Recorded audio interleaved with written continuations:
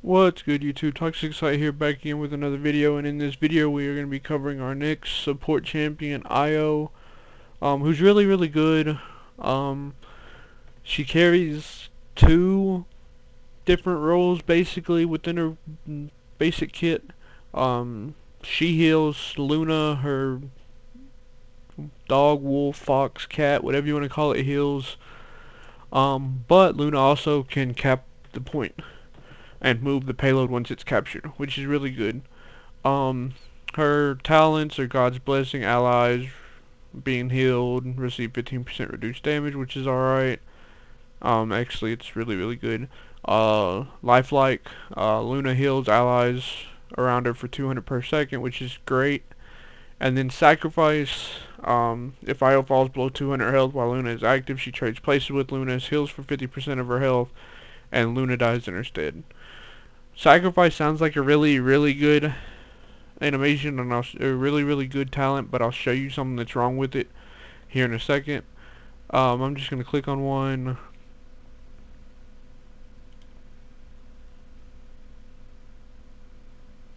Okay, so the two talents are lifelike. I'm gonna go over lifelike first. You'd want to reduce cooldown on deploy, increase Luna's health, increase your health, regenerate, moonlight while near Luna, and then reduce the cooldown on redeploy. So what's cool about Luna, you can see I placed her over there, and you see how it's a 7-second cooldown. Wait till it's over. It's not going to deactivate Luna, and I'm going to put it over there, and she zips over to where it was, where I put her. Her standard attack, light bow, deals 400 damage every 0.6 seconds, which is pretty ridiculous for a support. It's almost as much damage as Binary Star Genos. Her Q, as we just went over, summons Luna, and you can reactivate it to move her in different spots. Her movement is basically a backwards jump from wherever you're looking. So it is kind of noticeable where you're gonna go with it. Her right click, which is her heal, most of the support champions right clicks to healing.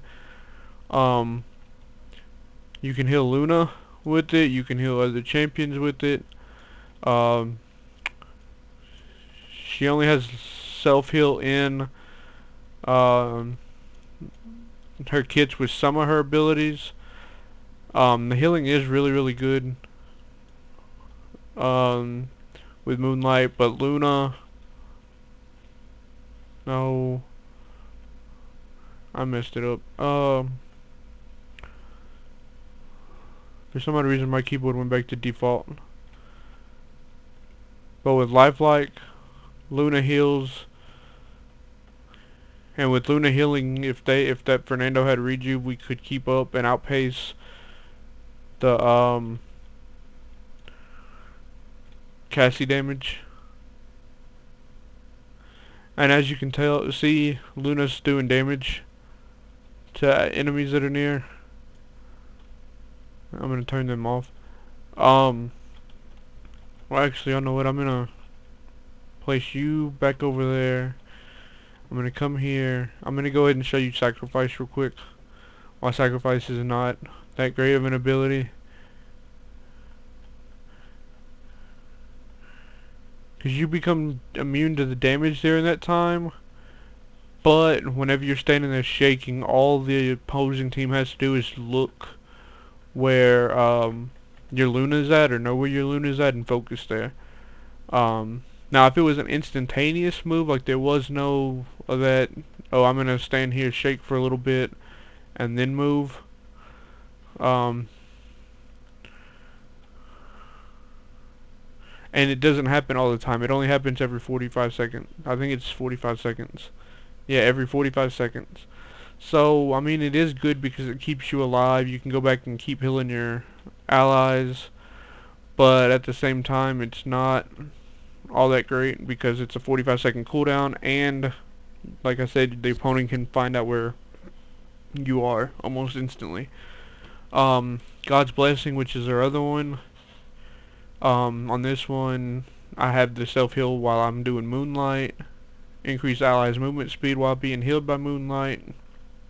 Regenerate Moonlight while standing near. Increase Moonlight capacity, increase your maximum health. I'm going really attached to God's Blessing because it can help you withstand or outpace somebody's damage even on Rejuve 1. And while yes, with this talent, Luna will still attack. Um, Luna can still cap the point. The only thing that Luna loses with this talent is the healing. Like, I'll put it right there. See, there's no pulsing green ring around Luna anymore.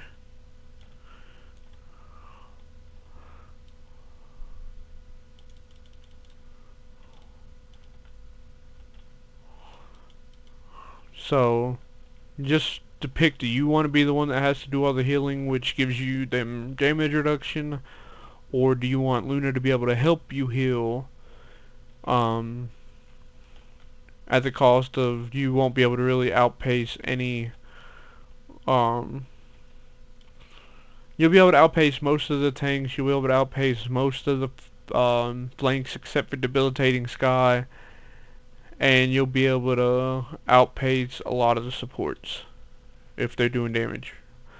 With your healing without Luna. With Luna healing, you'll be able to keep up with a lot of damage with every flank, even Sky and Bora. You'll be able to outpace and outheal supports and their damage. You'll be able to outheal.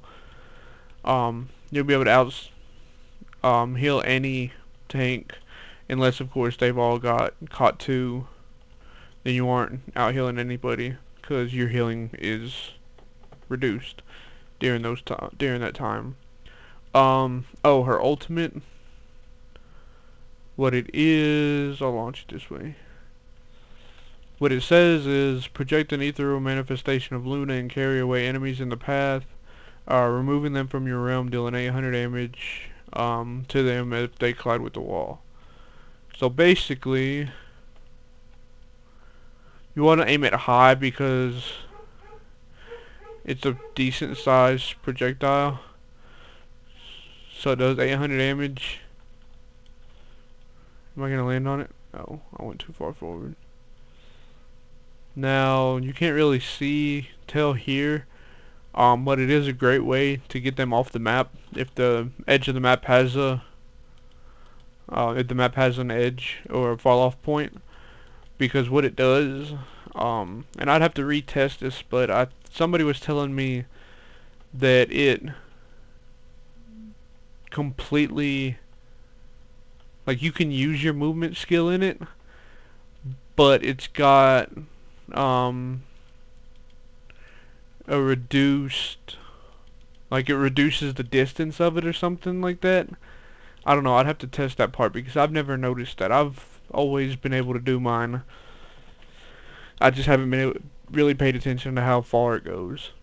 But like I said, since it pushes you back at a pretty decent speed, you would have to time it right. So if it does reduce your distance of your movement skill, to time it correctly so you're not pushed off the map and pushed too far off the map and can't do it. So she's a she's a good champion. Her biggest perk, in my opinion, is this little guy can cap the point for you. So just put him on the point, go about your business, fighting, doing moonlight to your allies, healing them, and the fact that you can heal Luna is great. Luna is affected by Cauterize now. Whenever IO first dropped, Luna was not, which made IO like beyond top tier. And now that now that Luna is affected by Cauterize, while IO is still good, even with that little tidbit in there. Um, um, she's not as dominating in the support role as before.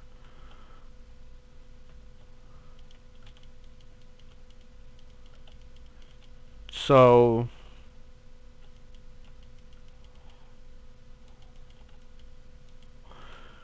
just be wary of where you are in accordance to Luna, so you can keep Luna healed. Always know where your allies are, because I mean you are support. You're supposed to heal them. Or in some regards, not heal. Support them by shielding them if you think Torvald's a support. Which we had a match a couple days ago where we didn't get a healer. We got a Torvald playing our support and thought that, oh well, we can win with the Torvald shielding us, and he went nullify in the game. But we'll go over that whenever I get to front lines. Oh, the items. You want Chronos on her, of course. You want Chronos on 90% of the supports. A lot of people go morale boost on her. I don't really do that. People go master riding on her. You want kill to heal. In theory, you could go rejuvenate because Luna heals you and you have self heal. She's an alright wrecker, but mainly cauterize. I go kill to heal on her, like I was just saying. Life Rip, her damage isn't fast enough. Her damage is not fast enough to really worry about Life Rip. Because at level 1 you get 40 HP,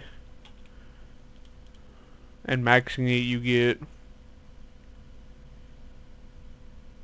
like 120, I think. But it's affected by cauterize, so I mean her damage output's not enough to to benefit from Life Rip, in my opinion. Which all these videos are, is my opinion, so don't take them to a pro gamer and be like, hey, this is what Toxic said. You're doing it wrong, whatever. But, and then the blues, your support, if there's a guy that's getting to you invisibly, illuminate, you don't really need to worry about it for Strix, because you're not out there fragging and doing damage to them. Resilience would be good if you're getting those stuns or pipped or stuff like that, and then your 2 shieldings, whichever one. If you're going against an IO, it's Haven to shield against it, but I mean, like I've always said, I wouldn't base my shielding off of one player. I'd base it off the entire team composition that you're going against, which most of the time there's going to be 1 or 2 blast shields in the composition now, because blast champions are slowly making a comeback. The latest 2 have both been Haven, which I want more blast, because I think blast is funner and it's what I like to do due to being my main. But anyways, so that's gonna do it for this video. Until next time, be good to yourself, be good to your loved ones, and I'll see you next time.